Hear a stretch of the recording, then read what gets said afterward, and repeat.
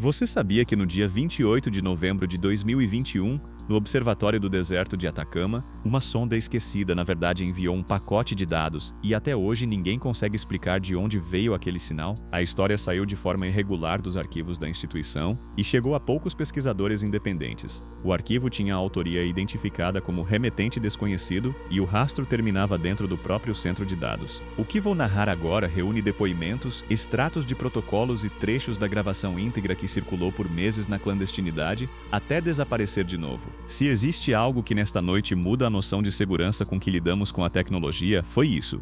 Uma mensagem que parecia esperar para ser lida. O observatório ficava isolado, a quase 3.000 mentes de altitude, cercado por rochas negras e silêncio cortante. O vento arrastava pequenas pedras que batiam nas paredes de metal como unhas. O gerador soltava um zumbido constante e um odor de óleo quente misturado a ozônio pairava nos corredores quando a temperatura caía. Segundo registros da época, o plantão era de rotina.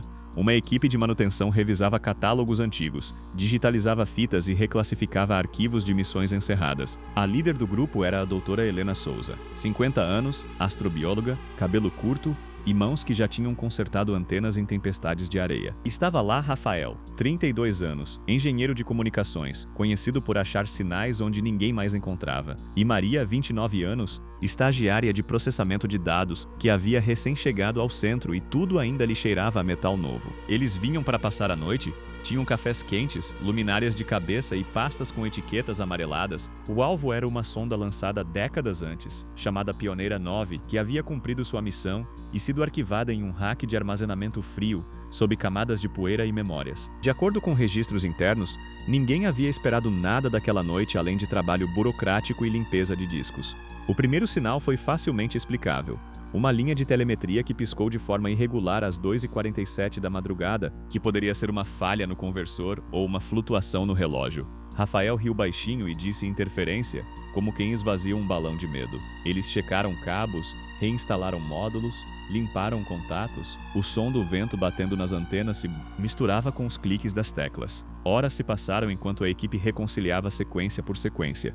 Os relés faziam estalo metálico, o ar tinha gosto de poeira fina e a sala ficava gelada nos braços. O segundo sinal veio como um arquivo anômalo, uma compressão que não pertencia à missão original. Parecia uma imagem, mas era composta de frequências. Maria apertou a tela, aproximou o rosto e sentiu um arrepio. Isso não está certo, ela murmurou. Os olhos deles acompanharam framings que, ao serem decodificados, não exibiam mapas nem estrelas, mas padrões geométricos que lembravam tecido corrugado e algo que se movia por trás de uma membrana. Eles tentaram racionalizar, ruído de hardware, restauro mal feito, uma brincadeira de alguém com acesso ao banco de dados. Havia, porém, uma textura no arquivo que se impunha ao toque digital, um cheiro virtual, se assim se pode dizer, que deixou Rafael incomodado, uma pequena náusea, um aperto no peito. O terceiro sinal eliminou qualquer possibilidade de normalidade. Enquanto revisavam o pacote, um trecho de áudio foi extraído do fluxo digital. Parecia a princípio uma captura ambiente da sonda quando ela passou por uma nuvem interestelar, segundo o metadado reconstituído. Mas havia algo entre as pulsações eletromagnéticas, uma sequência de estalidos regulares, depois um tom sustentado que lembrava uma respiração profunda, e por fim um fragmento que, ao ser convertido em faixas audíveis, parecia simular fonemas humanos, porém deslocados, como se tentassem imitar sem conhecer a pronúncia. Maria repetiu a trilha.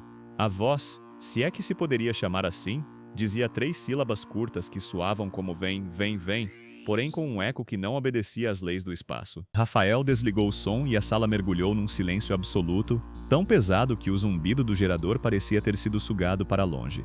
Foi um erro de transcodificação, disse a doutora Helena com firmeza, e por um momento todos concordaram, mesmo que seus olhos traíssem dúvida. Houve mesmo um falso alívio, curta risada nervosa, troca de olhares. Eles voltaram ao trabalho, mudaram de protocolo e tentaram reconstruir a cadeia de custódia do arquivo.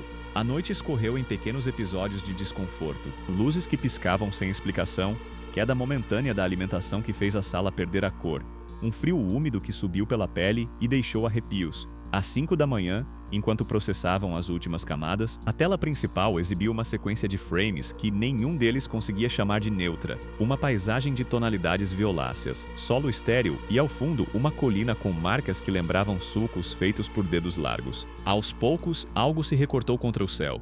Não era sombra perfeita nem silhueta humana, Era uma coisa comprida, com membros como tendões pendurados e uma superfície que brilhava como se fosse revestida de verniz úmido. Não andava, sacudia-se, produzindo um som baixo como cordas vibrando.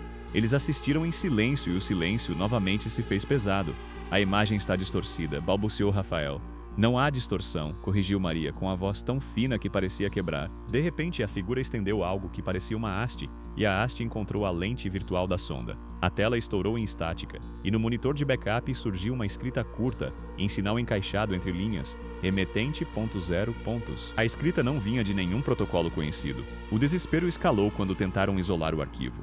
Quando o reproduziram novamente, algo ali não precisou mais da tela. Uma presença percorreu os ossos de quem ousou ouvir. O som se transformou em uma impressão táctil. O ar da sala ficou viscoso.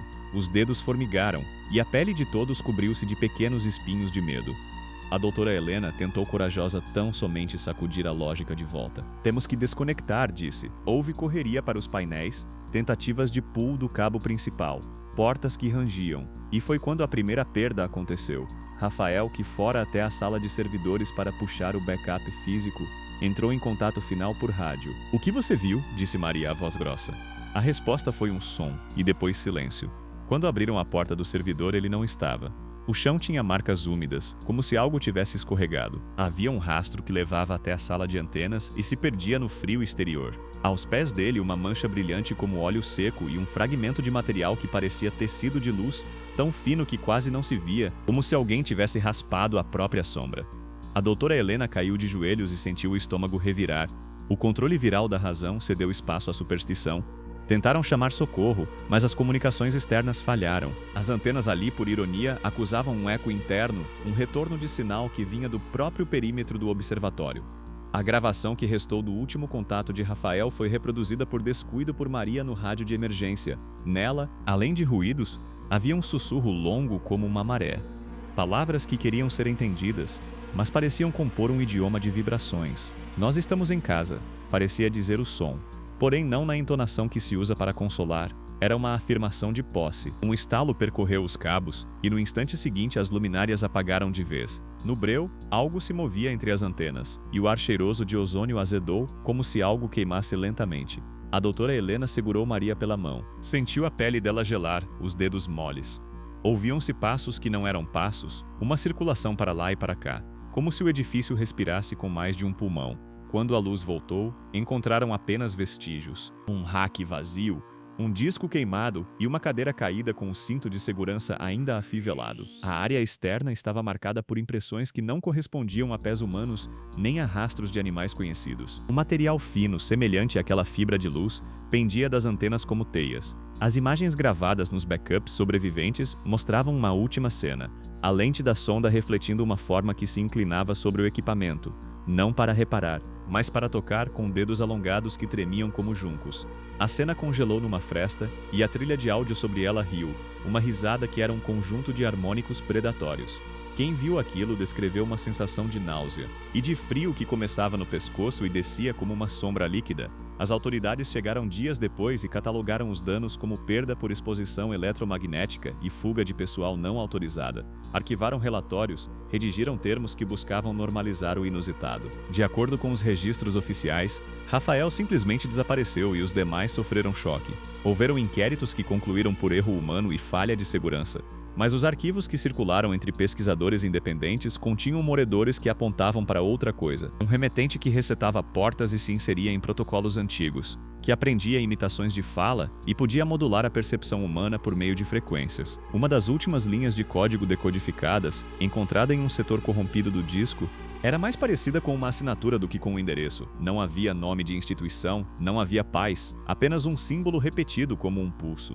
Meses depois, o que ficou como evidência era um pequeno fragmento físico, um fio de material que resistia a análises químicas e uma gravação parcial que escapou para a internet por horas antes de ser removida. Aqueles que a escutaram relataram sonhos com paisagens de cor púrpura, sensações de ser observado de dentro do corpo e, em alguns casos, acordarem com marcas brancas, finas como cicatrizes, desenhadas na pele. A pergunta que ninguém conseguiu responder, e que mantém a pele de quem ouve esta narrativa em carne de galinha, é simples e afiada. Se a mensagem veio de uma sonda que estava arquivada, quem a reativou?